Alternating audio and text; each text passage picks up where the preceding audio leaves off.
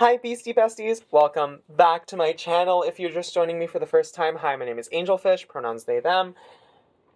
Okay, so last time I checked in with you guys, we covered pre-production operetta, and then I said I was going to do some other things, and then I didn't do those things, because I am a college student, full disclosure, and my schedule gets really, I was about to say a thing, but YouTube won't like me saying it because it doesn't like swearing in the first few seconds of a video. But, like, bottom line, my schedule is a little whack. So, yeah, we did not film the things that we said we were going to film. But this does mean I get to check in with you guys, and with my first Scary Sweet Birthday doll, Cupid, who was the one that I was most excited for because she's a new character, and also I wasn't allowed to have Cupid as a child because my parents thought that she was too gaunt. Too gaunt. It's kind of funny because they let me have Spectra, and she's basically just purple Cupid in terms of, like, base doll.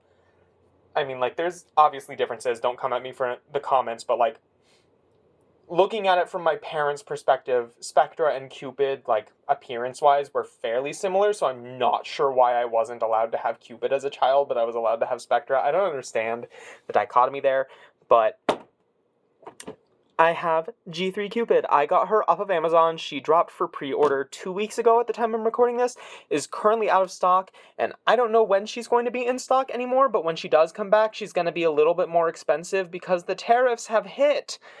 Unfortunately, this is a thing that I might devote a separate video for, but parents, this holiday season is going to be very expensive because the tariffs are making things really bad, and they're directly impacting the toy industry, and if you think that they would not, you are willfully naive. Now, negativity aside, well, it's not negativity, it's reality. It's a reality check.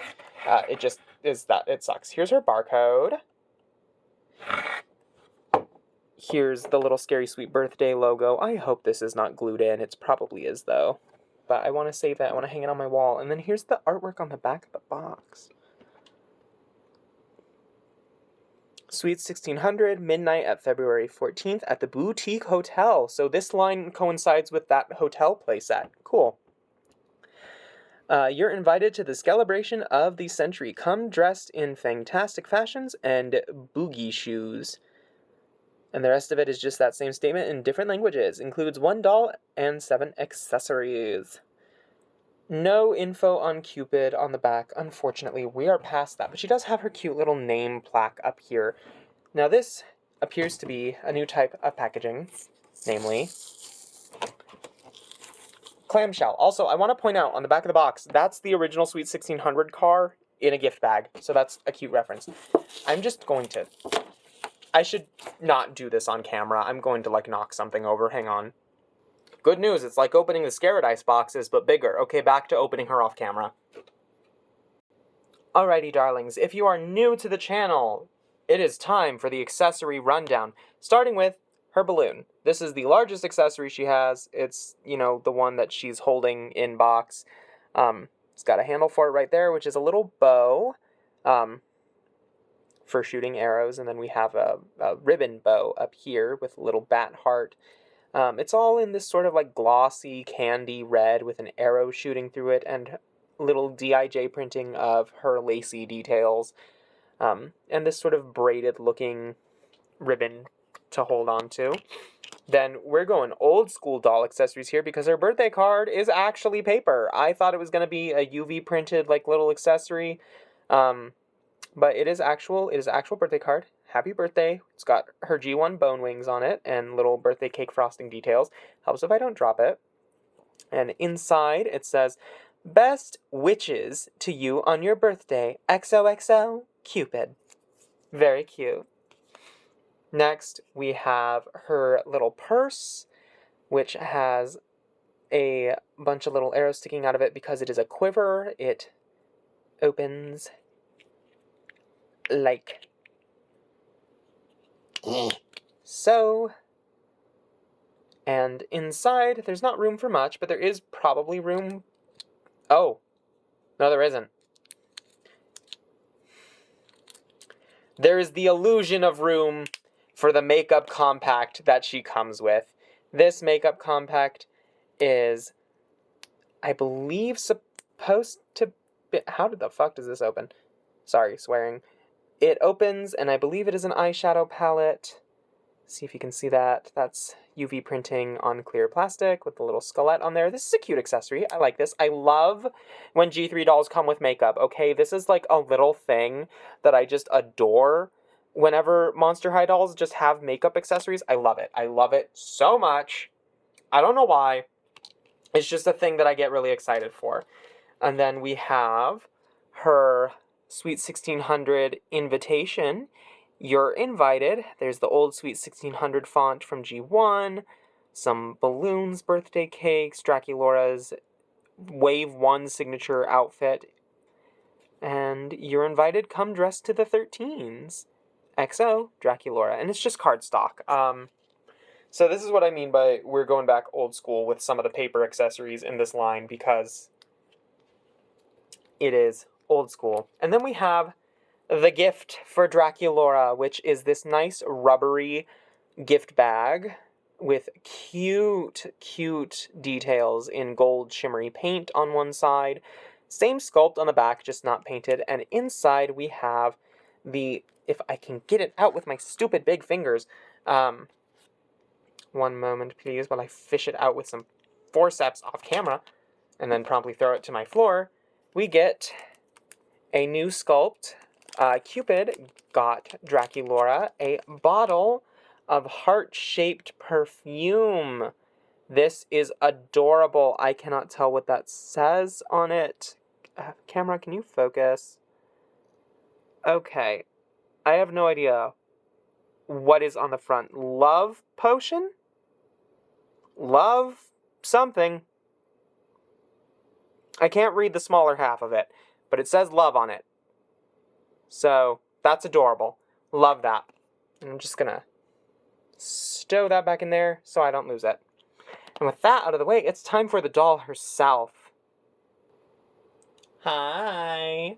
Look at her. Okay, so she has saran hair. There is a little bit of gel in it. It is supposed to be curled, but Mattel does not know how to package curly hair anymore, and they haven't this entire decade. And as you can see, that needs a lot of work. It's not unfixable, okay? This can be dealt with. This can be given what she deserves. It's just they packaged her in a way that is so odd. She had like 4 staples in her head too. Like they did not want people yoinking her out of the box. But it looks like she's rooted to have a middle part. And she has this little Valentine's heart headband stapled into her head several times and then rubber banded in place. I personally don't know if I'm going to keep this on her. We'll see. As for her makeup, the close-up part that some people have continuously told me time and time again that they hate that I do, but I'm doing this for myself, not for you. We have a closer look. As you can see, she has a little heart lip with a nude pink as the base layer. She's got really, really pink blush in person. It's shimmery. It's hard to pick up on camera. It doesn't really show up super well. Her eyes are blue with arrow detail and heart. She has this sort of shimmery periwinkle eyeshadow with little red heart details, a sort of lilac outer corner, and then the rest of her eye makeup is red with white and black eyelashes and these sort of mauve eyebrows. And then her ears, I thought were just normal human ears, but they are kind of ever so slightly pointed. They're a little elf-like, so that is cute. She has these little heart earrings that have her G1 bone wings on them, which I think is a lovely callback. And speaking of bone wings, she has her own version for Generation 3. These are both pegged in place and rubber banded in place. I don't know if she has rib articulation or not. I'm assuming she does. I'll find out for you in a minute. Now, necklace-wise, she's wearing this cute little XO choker with, it's just an arrow with a little heart. She's got this heart-shaped harness with gold straps. She has this pink sheer sleeve material on her bodysuit, romper type thing. She has the cage skirt in gold, which a lot of you were worried would not be gold, but has turned out to actually be gold. And it looks like it's a separate piece from the sheer overskirt, which I would be thrilled for, because if they're stuck together, I will not be happy. It looks like there's a plastic staple holding them together, but that, my friends, is removable. I personally will be doing away with those because I'm not really the biggest fan of the cage skirt, if I'm being entirely honest. I know, blasphemy. Oh, boo, boo, tomato, tomato. Look, cage skirts can work, but for me, they just make her arms look much longer than they actually are, and it's sort of weirding me out in person. So I might take it off. But she is cute. I do like her. I have a second Cupid coming on like Thursday at the time I'm recording this, and I am excited to play around with her and restyle.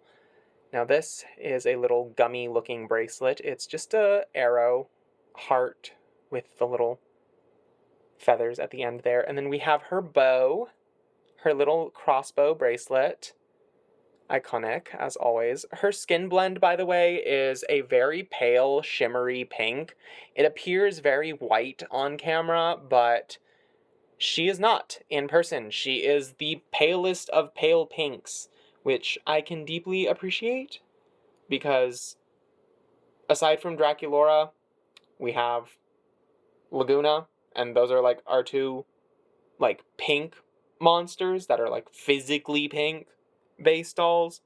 So I like that we have another one that's like on the opposite end of Draculaura and Laguna. I think it's very fun.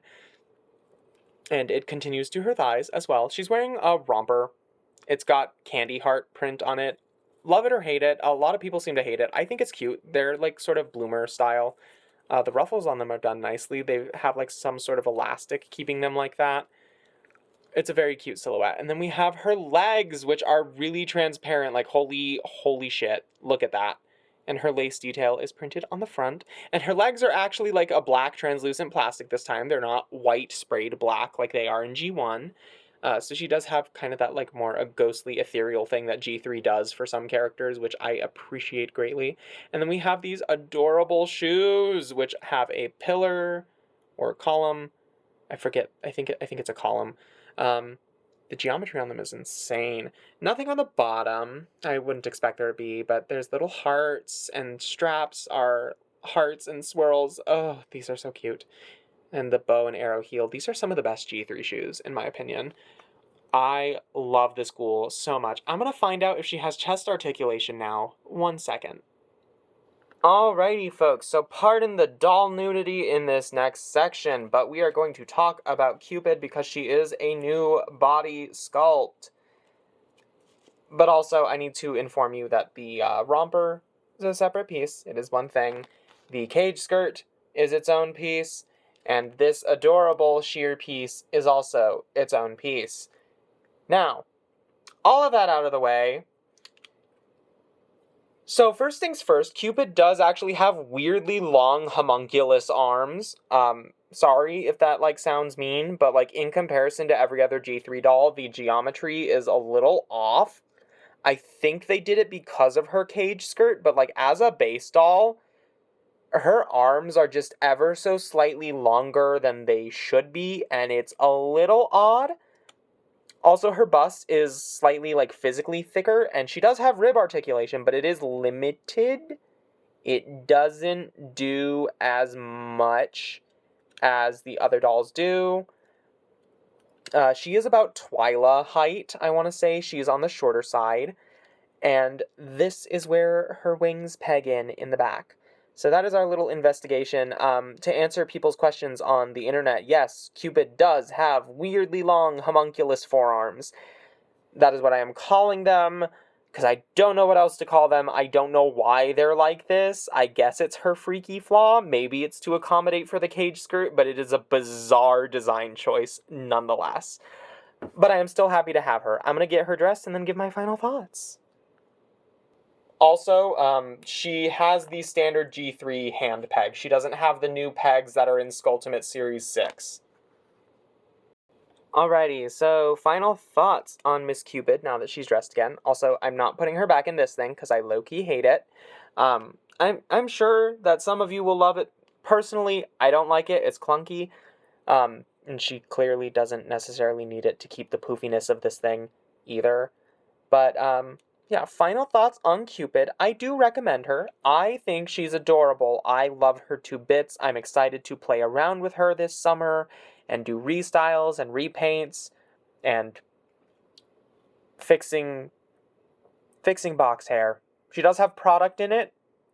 I don't think that product has helped her whatsoever since they can't seem to package her hair correctly. Although her bangs seem okay. I'm going to soak the gel out of them, though, because I want them to relax a bit. But she's cute. I'm going to give her maybe like a 9 out of 10. I do think the arm length thing is a little odd. Like, I don't personally understand that at all. Because she has arms that are like long person arms, but then she's got like Twyla height legs. So like, I don't know, her proportions are a little off. They're definitely meant for like this outfit specifically, which means if she gets a second doll, I'm curious to see how they would change that, if they would change that. But like, her proportions are meant for her having these shoes and the cage skirt specifically, and that does bother me, so I'm docking a point, because as a restyler, as someone who plays around with their dolls and doesn't always keep them in the stock outfits, it makes finding outfits for her a little strange with how things are going to lay. But that's just a me problem. I want to know your guys' thoughts in the comments below. Am I being too harsh? Keep it respectful. And I will see you all in the next video. Bye-bye!